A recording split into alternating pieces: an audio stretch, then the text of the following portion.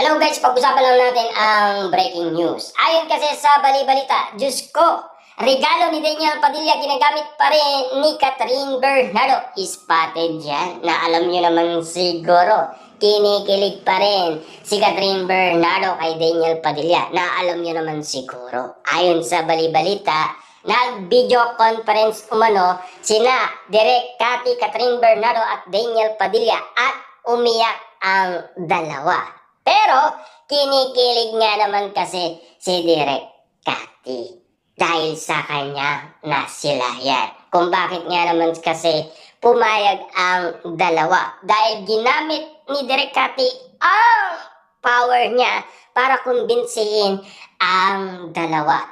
Pero take note matatalas talaga ang mga mata ng lawin na saksian umano kay Catherine Bernardo ang dapat nilang makita.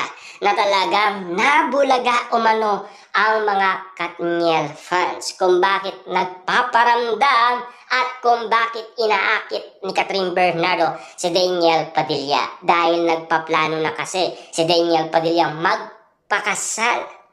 Kasi alam nyo naman, may bago na kasi si Daniel Padilla. Siyempre, pilit pa rin inaabol ni Catherine Bernardo si Daniel Padilla. Noon kasi si Daniel Padilla ang abol ng abol kay Catherine Bernardo. Na ngayon naman, ang abol ng abol ay si Catherine Bernardo. Kita niyo naman noong 2023, ang binabatikos umano ay si Daniel Padilla. Ngayon naman, ang binabatikos ay si Catherine Bernardo. Pero, nung binabatikos umano si Daniel Padilla, abol ng abol siya kay Catherine Bernardo. Pero ngayon, binabatikos si Catherine Bernardo. Si Catherine Bernardo naman ang abol ng abol kay Daniel Padilla. Kahit ano pa man ang gawin ng dalawa, alata pa rin sila Talagang mahal pa rin nila ang isa't isa. Mahirap man tanggapin at mahirap man ang sitwasyon ng dalawa, at least, nagmamahalan sila. Alam naman kasi ng karamihan yan.